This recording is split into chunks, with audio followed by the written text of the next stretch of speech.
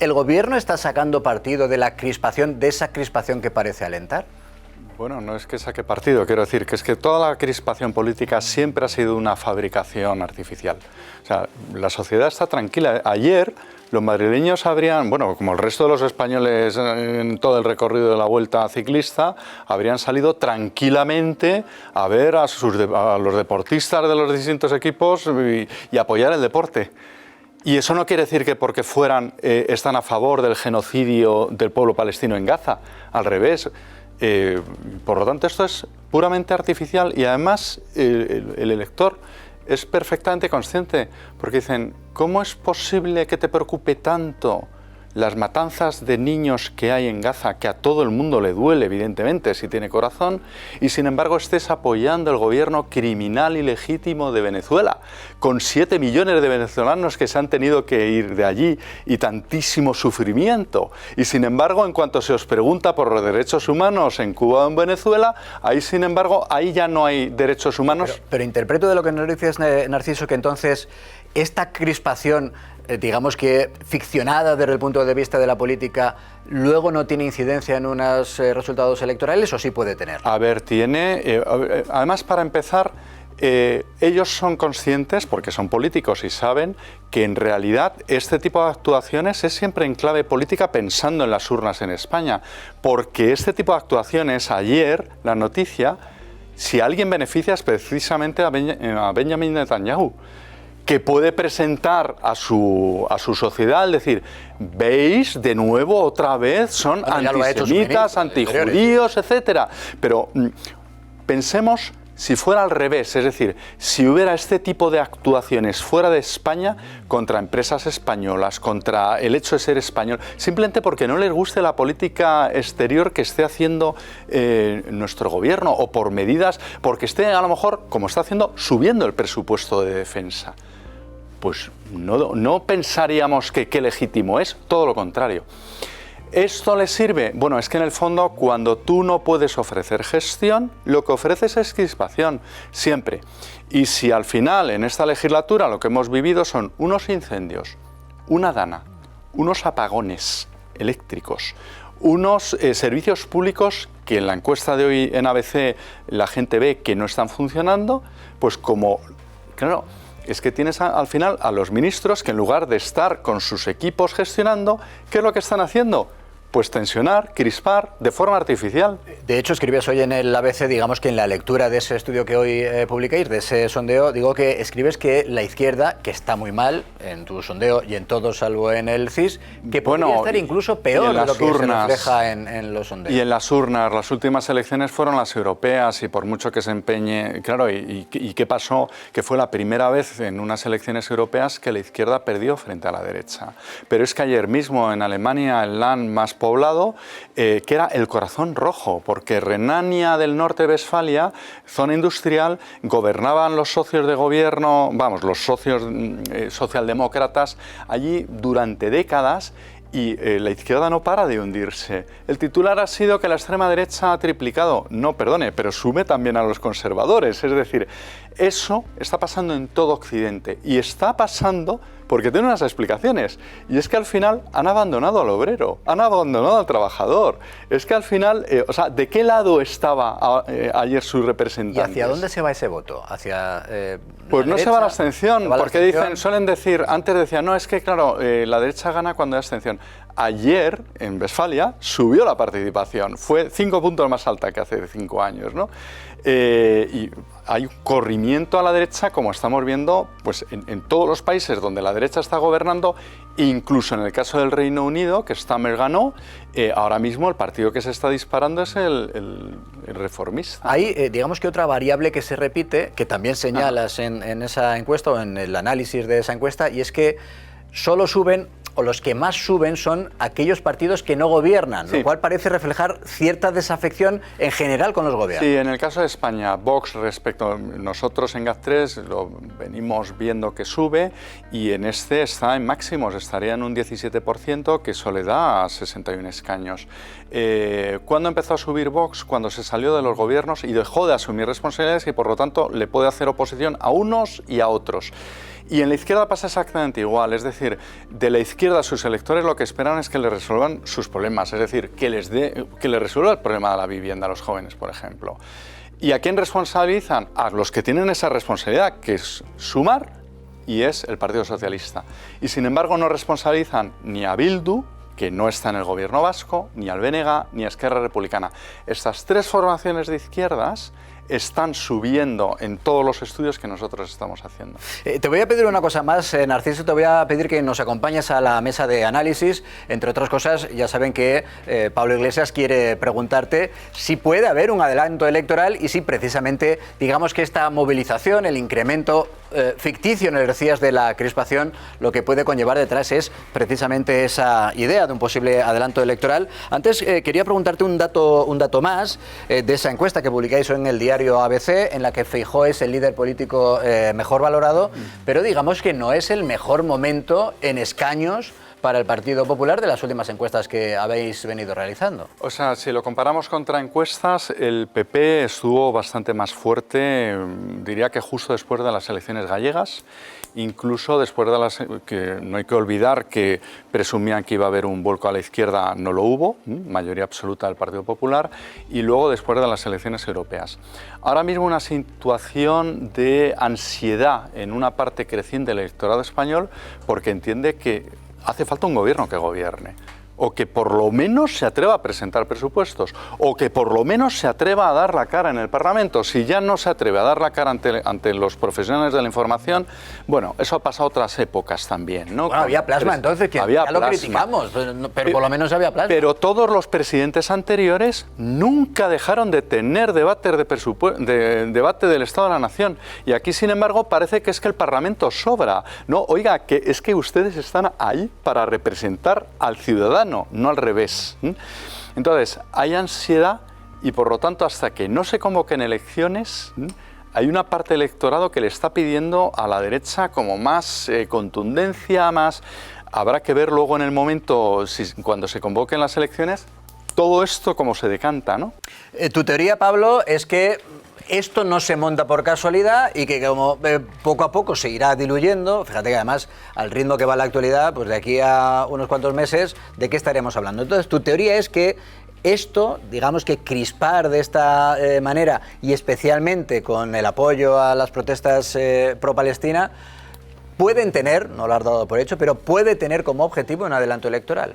Más que una teoría es una sospecha, pero es que creo que cuesta mucho creer que se caliente la calle, se movilice a la izquierda como si hubiera haber elecciones pasado mañana, cuando el propio presidente del gobierno lleva diciendo que va a agotar la legislatura y eso prácticamente le da 24 meses o 23, 22, 21 meses de gobierno todavía. Entonces mi pregunta, Narciso, va precisamente en esa línea. ¿Se calienta la calle para preparar y manejar un posible escenario de adelante electoral si no hay presupuestos y justificar todo, ir a elecciones generales a principios del año que viene? ¿O esto se hace para, como estabas planteando tú ahora también, debilitar a la derecha moderada, es decir, debilitar a Feijóo a costa de alimentar a Vox, buscar un enfrentamiento PSOE-Vox en el que los dos salgan reforzados y mientras tanto lo que haces es difuminar a un Feijóo para que como no hay alternativa, pues entonces no puede haber elecciones, no puede haber una moción de censura, no puede haber nada y Sánchez se perpetúa hasta 2027. Bueno, a ver, moción de censura no va a haber, no tiene ningún sentido. Y luego, convocatoria de elecciones. Yo ya dije en Herrera hace bastantes meses que es que yo no veía que ningún caso judicial pudiera hacer caer este gobierno. ¿Quién lo iba a hacer caer? ¿Puigdemont, que ha cometido el mayor de los delitos posibles? Digo, porque en otros países el que comete delitos, en Brasil, pues Bolsonaro, pues condenado por la justicia, y ahí va a estar, por cierto. Una vez que se dejó de inyectar dinero a sus seguidores, se terminaron las protestas, porque es que la polarización siempre es fabricada desde las élites, que la gente en el día a día, su comportamiento es de absoluta cooperación, de respeto y de normalidad. No va a haber elecciones en el corto plazo, pero ojo, cuando llegue el superdomingo, el posible superdomingo de mayo del 27, ahí sí que los socios y el propio Pedro Sánchez probablemente no les interese llegar hasta ahí. De ahí que yo creo que, bueno, tenemos curso de este gobierno por delante, Digo que de momento estamos, a mí me ha sorprendido mucho cuando se lo he leído también esta mañana a Narciso, de momento estamos en el periodo más largo sin elecciones, digo, parece mentira, siguiendo el discurso político del día a día, pues estamos en el periodo más largo sin elecciones desde hace no sé cuánto tiempo, Ana. Narciso, yo llevo desde que el presidente del gobierno anunció el lunes pasado este paquete de medidas de castigo contra Israel, escuchándole a él mismo y a los ministros decir que están siendo la voz de la calle, que están recogiendo el sentir de la mayoría de los españoles. Entonces, yo que sé que conoces el funcionamiento de los partidos, ¿a ti te cabe alguna duda de que lo que está haciendo el gobierno no es porque ha sacado así el dedito y ha visto por dónde sopla el aire, sino que realmente está haciendo lo que hace motivado por algún tipo de dato que nosotros desconozcamos, que no nos quieran contar? Tiene lógica en el caso del Partido Socialista intentar ser más podemita que Pablo Iglesias, porque lo que está haciendo precisamente es hundir ese espacio para cuando se vaya a la oposición poder decirle a su partido: oye, yo cogí un Partido Socialista al borde del sorpaso de Podemos y os dejo un Partido Socialista hegemónico que además ha gobernado muchos años. Entonces, eso sí tiene lógica. Ahora, luego ya en el día a día hay cantidad de temas que dices están perdidos, no, perdidísimos. Es decir, estar, por ejemplo, las imágenes que está viendo todo el mundo. Pero con esto en concreto, o sea, salir todos los ministros a decir, son manifestaciones pacíficas y ha sido el pueblo de Madrid y tal, cuando la gente es que lo está viendo con sus ojos. Es de un contraste, decir, viven fuera de la realidad. O yo qué sé, o que vaya el presidente a ver a Puigdemont a Waterloo y diga al ministro de Exteriores que la mayoría de los españoles está a favor, dice, ¿dónde están pisando? O que el ministro de Transportes diga que es que los servicios públicos funcionan mejor que nunca y tenemos la mejor. Dice, pero ¿dónde están viviendo? Que no hay problema con la vivienda. Pero es más, por ejemplo, en el tema de la vivienda, que hay algunas medidas del gobierno que ya han tardado en tomarlas, pero que son positivas. Pero ¿de qué te sirve sacar 50.000 viviendas de alquiler turístico si luego no das seguridad jurídica y conviertes a España en el único país del mundo donde estás amparando, como ayer mismo, estás amparando más al violento que al pacífico? Y estás amparando más al que ocupa y comete el delito que al propietario, que al ciudadano normal que está cumpliendo sus leyes. Pero lo que le pasa factura al gobierno no son las 16.000 ocupaciones que hay todos los años en todo el territorio español, la gran mayoría de ellos en Cataluña. Lo que le pasa factura es ver a todos los periodistas a todos los representantes de izquierda del gobierno diciendo que no es un problema la ocupación, diciendo que en realidad son solo 16.000. Bueno, el propio presidente del gobierno en el propio Parlamento diciendo, no, es que no es un problema. Claro, eso es lo que al final la gente dice, ¿qué realidad están viviendo estos señores? Es aquello de los hechos alternativos de Trump, pero llevado a bueno, lo es que Trump, a lo bestia. Es que Trump es igual que ellos. De hecho, un Trump indultando gente en contra, a golpistas, ¿no?, en el Capitolio, en contra del sentir mayoritario de los norteamericanos. Es que lo digo porque cuando decías, hombre, ¿cómo se puede decir que no han sido violentas o que no ha habido violencia en los incidentes de este fin de semana cuando estamos viendo que hubo violencia? Y lo de los hechos alternativos en Trump nace así, cuando le enseñan unas fotos de su primera toma de posesión en la que no hay mucha gente, pues por lo que quieran, porque hacía mucho frío, y él decía que estaba lleno y tal. Y le enseñan las fotos y bueno, esa es una realidad paralela o alternativa. Además, Guadalupe. Bueno, yo es que estoy totalmente de acuerdo con Narciso en lo que ha comentado de que Pedro Sánchez no va a adelantar las elecciones por ningún evento judicial, porque precisamente es su futuro judicial y las prerrogativas parlamentarias de las que disfruta lo que le ata a Moncloa. Dicho lo cual, a mí me entra la duda, aunque bueno, yo más o menos, pero quiero que lo expliques tú. Mientras que otros analistas electorales aseguran que Feijóo está, digamos que, cuidando poco su flanco más socialdemócrata, ¿tú crees que el PP ha descuidado su derecha o a la parte más liberal del Partido Popular, o que efectivamente, como opinan otros, tiene que centrarse más? Bien, eso tendrán que saberlo yo, pero hay una cosa muy fácil electoralmente. y es cuando preguntamos, y se pregunta de muchas formas, si no votara este partido, ¿a qué otro partido votaría si no estuviera? O probabilidad de voto de 0 a 10 en distintos partidos, tal. ¿Dónde está el movimiento de voto mayor? ¿Dentro de la izquierda? Pues dentro de ese bloque, y en la derecha, dentro de ese bloque también. Entonces, por lo tanto, ellos tendrán que ver qué flanco quieren proteger, si el flanco de la derecha o el flanco de la izquierda. Lo que sí es evidente, las próximas elecciones son Castilla y León. Si Mañueco pretende crecer a costa del votante socialista, es que no entiende Castilla y León. Nunca va a haber una transferencia de votante socialista, que es un votante tradicional y mayor, hacia la derecha. Jamás. Y sin embargo, los mayores movimientos van a ser dentro, en este caso, de Vox y del Partido Popular. No sé si te he respondido. Sí, me he respondido. Sí, pero es verdad, le ha respondido en el marco de Castilla y León, que es muy importante, pero yo voy un poco más allá. En el ámbito también nacional de unas hipotéticas generales. Claro, estamos diciendo, se está diciendo, el PP ha endurecido mucho el discurso porque quiere, digamos que tapar una posible fuga de votos hacia el Partido Popular.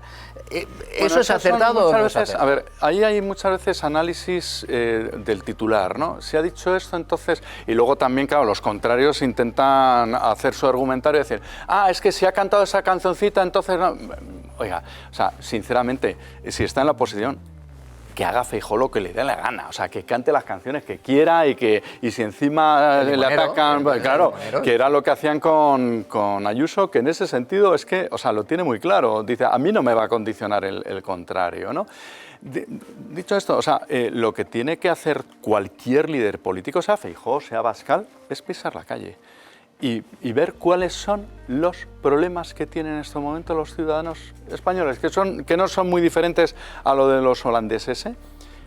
Falta de vivienda creciente, porque además las medidas que se están implementando lo único que van a hacer es todavía poner más difícil el acceso a la vivienda, pero es que venimos muchos años avisándolo, ¿no?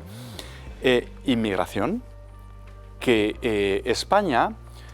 Coge las cifras, además eso son variables duras, en España está falleciendo 100.000 españoles más de los que nacen cada año, ¿vale? De los que hemos nacido en España. Y sin embargo llevamos desde el año 23 que el saldo neto a favor de la entrada de nuevos españoles es de 600.000, así cada año. Tenemos la enorme suerte de que la inmigración que está llegando a España, a diferencia de otros países europeos, tiene nuestra cultura, porque vienen de países hermanos. Y rápidamente, además, la mitad de los extranjeros latinoamericanos están conviviendo con familias españolas, se integran y además tienen una admiración y un cariño por la sociedad española increíble. Pero no toda es así. Es decir, hay grupúsculos en determinados sitios que están tomando, sobre todo en los sitios rurales más pequeños, que están imponiendo sus costumbres y están pues comportándose de una forma que están expulsando a la población española. Y eso lo estamos viendo en toda Europa. Y luego está la variable de los tribunales y cómo puede afectar a unas hipotéticas elecciones. Decíamos que hoy vamos a hacer, también hoy tenemos que hacer, digamos que un minuto y resultado de algunas de las investigaciones judiciales por posibles casos de corrupción. Por ejemplo, esta noche, en los próximos minutos, vamos a hablar con David Vigario por el caso del hermano del presidente Sánchez y también con Teresa Gómez porque el Supremo podría, digamos, que tener ya muy hilada una posible acusación, ojo, por financiación irregular al Partido Socialista en todo lo que estamos viendo, en toda la investigación que empezó siendo el caso Koldo, que empezó siendo, según la Moncloa, el bulo del caso Koldo y que efectivamente puede determinar o puede acabar en esa acusación de una posible financiación irregular. David, en el caso del hermano, bienvenido, buenas noches, nos vas a contar que aún no hay decisión, algo que también explicaremos a Guadalupe, que está muy acostumbrado a este tipo de casos, le llama la atención. Y Teresa, nos vas a contar, Teresa, bienvenida, buenas noches, si esa posible imputación por un posible delito de financiación irregular es inminente o no. Sí. Así os vamos a contar.